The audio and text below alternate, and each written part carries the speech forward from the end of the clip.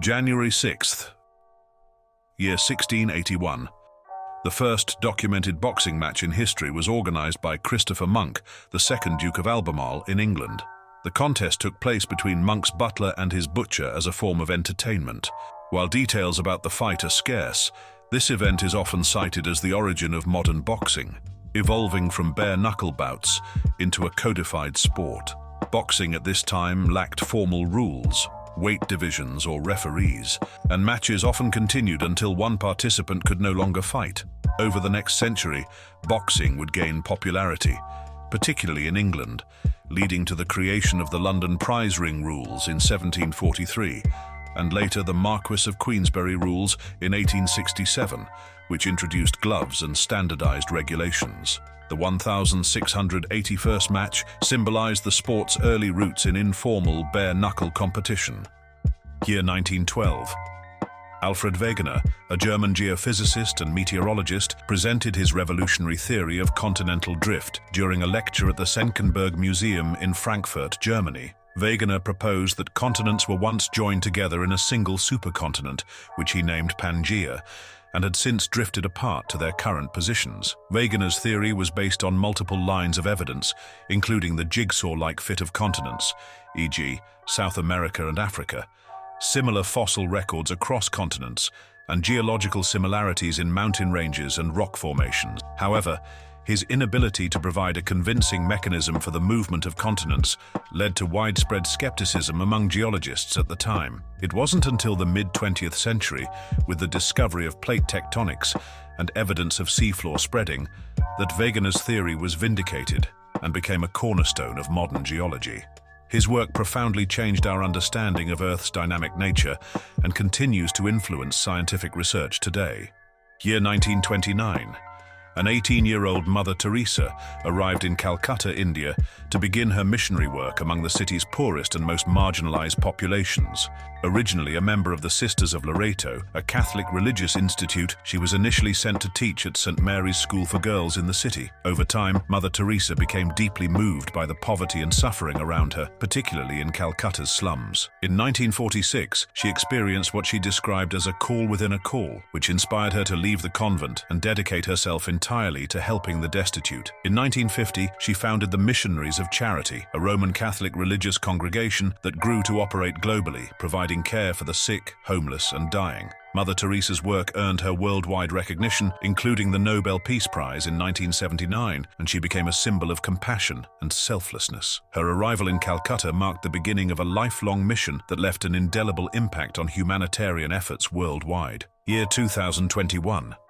A violent mob of supporters of President Donald Trump stormed the United States Capitol in Washington, D.C., in an effort to disrupt the certification of the 2020 presidential election results, which confirmed Joe Biden's victory. The attack followed a rally near the White House where Trump and others made claims of widespread voter fraud and encouraged attendees to march to the Capitol. The mob breached security barriers, broke windows, and entered the Capitol, forcing the evacuation of members of Congress and Vice President Mike Pence, who were overseeing the Electoral College certification process. The attack resulted in 5 deaths, injuries to over 100 police officers, and significant damage to the historic building. The event was widely condemned as an assault on democracy and led to Trump's second impeachment by the House of Representatives for incitement of insurrection. It also sparked broader debates about political polarization, the role of misinformation, and security at government institutions. The Capitol attack remains a defining moment in modern U.S. history, symbolizing the fragility of democratic norms and the deep divisions within American society.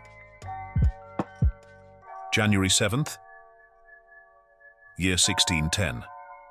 Galileo Galilei, the renowned Italian astronomer, made a groundbreaking discovery using his telescope, the first 3 of Jupiter's 4 largest moons, Io, Europa, and Ganymede. Within days, he observed a 4th moon, Callisto, completing the set now known as the Galilean moons. These observations were recorded in Galileo's revolutionary work, Sidereus Nuncius, the Starry Messenger. Galileo initially described the moons as stars near Jupiter, but soon realized they were orbiting the planet. This was a pivotal moment in the Copernican revolution, as it provided concrete evidence that not all celestial bodies orbited Earth, challenging the long-standing geocentric model promoted by the Church and Aristotelian science. The discovery of these moons fundamentally altered humanity's understanding of the cosmos and solidified Galileo's place in the history of astronomy. Year 1714.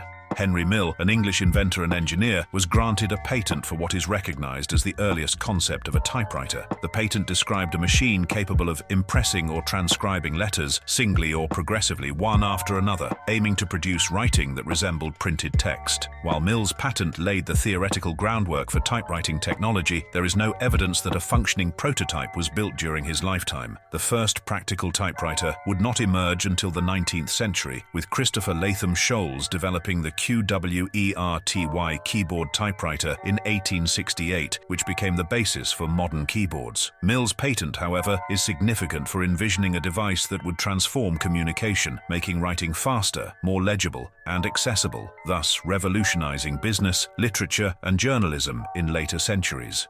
Year 1972. Louise Webster and Paul Murdin, British astronomers, reported the discovery of the first confirmed black hole, Cygnus X1, in a paper published in Nature. Located in the constellation Cygnus, about 6,000 light-years from Earth, Cygnus X1 was identified as a strong source of X-ray emissions. These emissions were linked to a massive unseen object interacting with a visible blue supergiant star, HDE 226868, in a binary system. Webster and Murdin's research showed that the unseen companion was too massive to be a neutron star, leading to the conclusion that it was a black hole, a theoretical object whose gravity is so intense that nothing, not even light, can escape it. Cygnus X1 became the first black hole confirmed observationally, validating predictions from Einstein's theory of general relativity. This discovery marked a significant milestone in astrophysics, opening a new chapter in the study of black holes and advancing our understanding of the extreme environments of the universe. Cygnus X1 remains one of the most studied black holes, offering insights into the nature of stellar evolution, accretion processes, and relativistic phenomena. January 8th, year 1835. The United States achieved a remarkable fiscal milestone when its national debt was reduced to zero, the first and only time in the nation's history. This achievement was largely the result of policies enacted by President Andrew Jackson, who viewed debt as a national evil. Jackson aggressively paid down the debt using surpluses generated by federal land sales and reduced government spending. His administration also liquidated the Second Bank of the United States, transferring government funds to smaller state banks. While eliminating the debt was seen as a triumph, it had significant economic consequences. The absence of a national debt contributed to speculative bubbles, culminating in the Panic of 1837, a severe economic depression. January 9th, year 1349. During the height of the Black Death, the Jewish population of Basel, Switzerland, became the target of violent persecution. The residents, falsely believing that Jews were responsible for the plague through the poisoning of wells, rounded up the entire Jewish community. In a horrific act, they were confined to a wooden structure and burned alive. This massacre was one of many anti-Semitic atrocities committed across Europe during the Black Death, as fear and ignorance fueled scapegoating of minority groups. In Basel, the authorities sanctioned these actions, reflecting the widespread societal and institutional complicity in such pogroms. These events led to the decimation of Jewish communities across Europe, profoundly affecting Jewish cultural and demographic history. Year 1822. Prince Pedro I of Portugal, then residing in Brazil, made a pivotal decision that marked the beginning of Brazilian independence. Facing pressure from his father, King João VI of Portugal, to return to Lisbon to help restore control over Brazil as a colony, Pedro famously declared, "Eu fico, I am staying." This decision reflected growing tensions between the Portuguese government and Brazilian elites, who sought greater autonomy and resented efforts to reimpose colonial restrictions after Brazil's elevated status as a co-kingdom during Napoleon's invasions of Europe. Pedro's stand against the Portuguese crown united various Brazilian factions under his leadership. Later that year, Pedro would take further steps toward independence, culminating in his proclamation of independence on September 7th and his coronation as Emperor Pedro I of Brazil. This set the stage for the establishment of the Empire of Brazil, marking a relatively peaceful transition from colonial rule compared to other Latin American independence movements. Year 2007.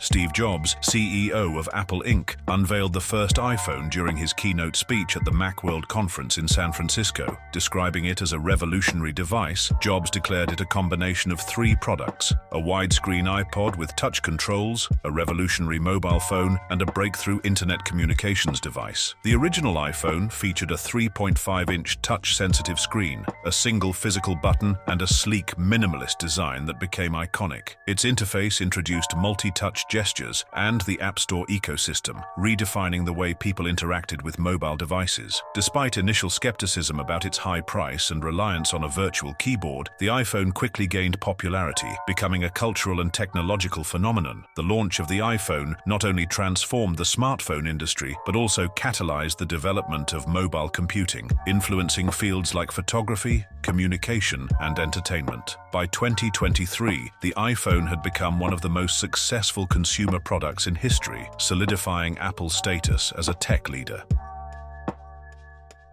January 10th, year 49 BC.